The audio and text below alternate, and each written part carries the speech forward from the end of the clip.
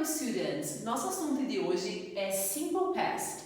Simple Past, ou passado simples, serve para expressar ações que já foram concluídas, finalizadas, que já acabaram.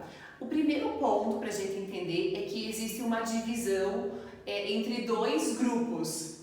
O primeiro grupo é o grupo de um só verbo, que é o verbo to be, e o segundo grupo são os outros verbos. Então, primeiro a gente vai falar um pouquinho sobre passado de be. Be, vocês já sabem que significa ser ou estar, e já que eu estou falando de passado, tem duas formas que eu posso expressar que alguém era ou estava de alguma forma.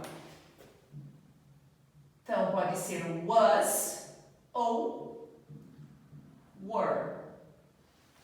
Quando que eu vou usar was? Quando o sujeito for I, he, she ou it.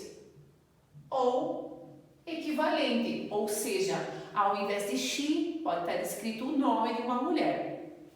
Quando que eu vou usar were? Quando o sujeito for you, we ou they, ou equivalente. Então, o verbo to be, was ou were, vai depender de quem é o sujeito. Vou escolher dois exemplos para montar frases para vocês aqui. She was my teacher. She was my teacher. Ela era a minha professora. They were my neighbors. Eles eram meus vizinhos. Então vejo que nas duas situações eu estou falando de situações passadas. Se eu uso o passado de be, ela era minha professora, dá a entender que não é mais. Eles eram meus vizinhos, dá a entender que não são mais. Então esses dois exemplos são apenas para mostrar para vocês que para afirmar eu uso o verbo to be no passado. Para negar, vocês já conhecem o sistema do verbo to be, basta que eu acrescente not. Dessa forma eu estou negando. Eu posso juntar, contrair was com not. Fica wasn't. E posso contrair were com not, fica weren't. Fica a critério de cada um usar da forma contraída ou não contraída. Isso não vai influenciar no significado do verbo. Para fazer perguntas, vocês também conhecem esse sistema. Ao invés de she was, eu vou colocar was she. Was she my teacher?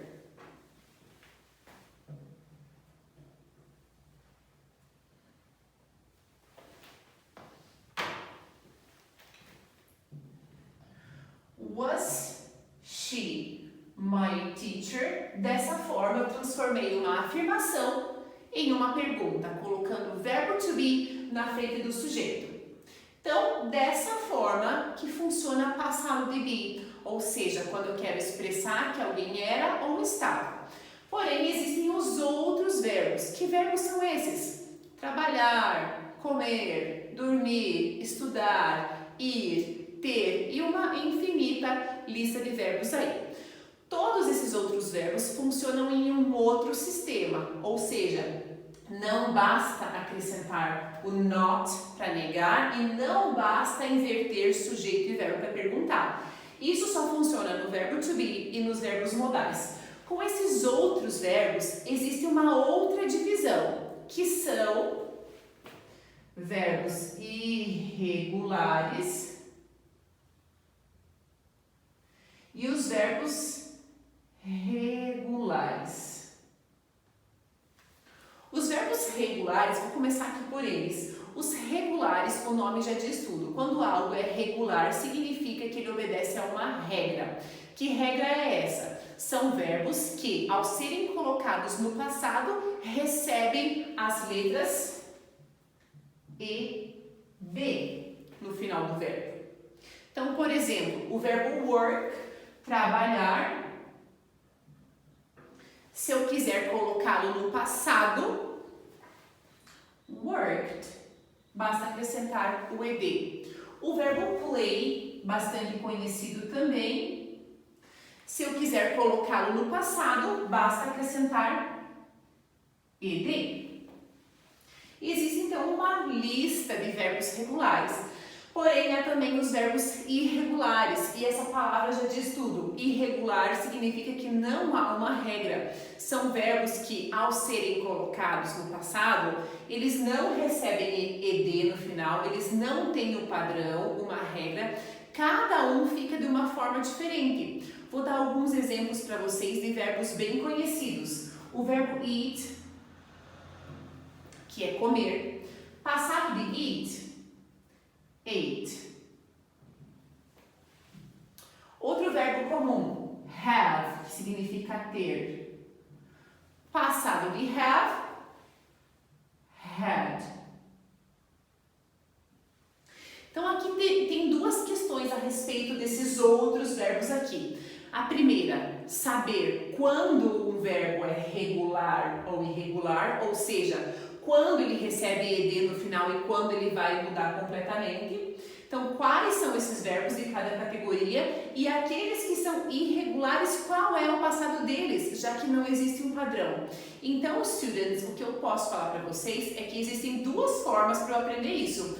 Uma é decorando e a segunda, que é a forma que eu recomendo, é praticando o inglês, estando em contato com o inglês. E à medida que você vai lendo, falando, ouvindo, essas palavras passam a ser conhecidas, você memoriza essas palavras, esses verbos, sabendo, portanto, identificar quais são regulares, quais são irregulares e como que ficam os verbos irregulares no passado, tá?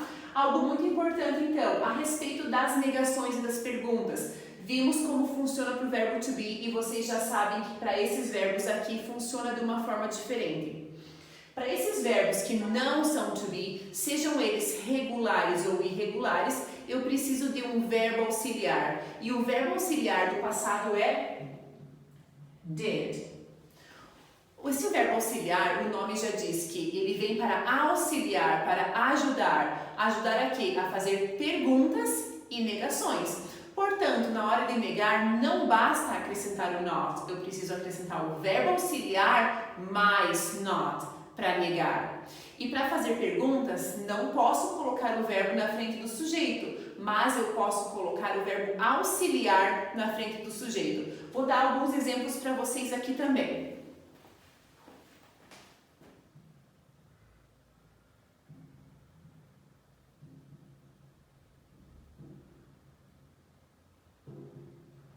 Então a frase é: You worked last night. Você trabalhou na noite passada. Para dizer que não basta colocar o not, como eu já disse. Então eu preciso colocar you did not work last night.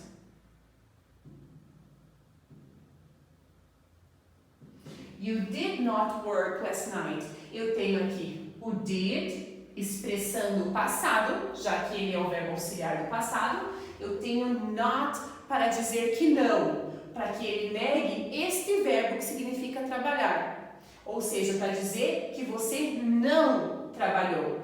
Já que o did expressa passado, eu não preciso acrescentar o ed no verbo principal, indicando passado novamente. Uma vez só é suficiente. E para transformar isso em pergunta, basta eu colocar o verbo auxiliar na frente do sujeito. Did you work last night?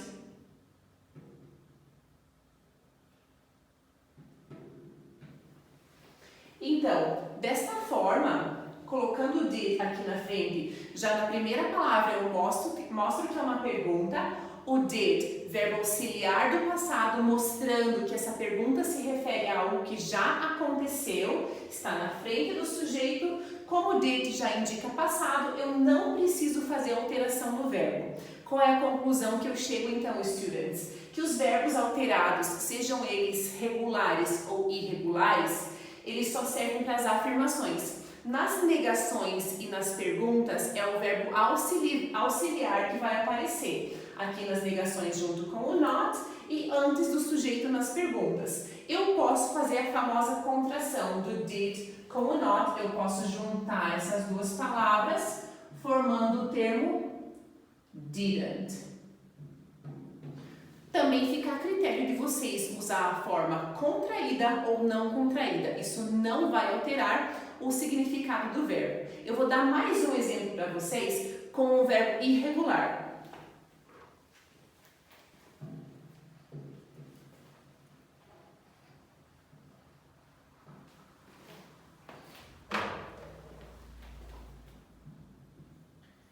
She went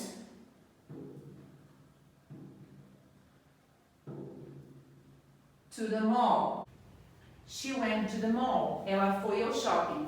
Para negar essa frase, eu vou usar o verbo auxiliar do passado junto com o not. Aqui já vou colocar da forma contraída. She didn't go. Por quê? Porque eu sei que go é a forma original, é o presente de went. Então, she didn't go to the mall. E para fazer a pergunta, vou colocar o auxiliar na frente do sujeito. Did she go to the mall? Ou seja, o did auxiliar na frente do sujeito expressando uma pergunta e ao mesmo tempo expressando que essa pergunta se refere ao passado, o sujeito e o verbo na forma original. Por quê? Porque se did, que está presente aqui na pergunta e na negação, já expressa o passado, não é necessário que eu altere o verbo. Então, mais uma vez nós percebemos que essa alteração de verbo, seja ele regular ou irregular, acontece somente nas afirmações. Então, essa foi a nossa revisão sobre Simple Past. Goodbye, see you!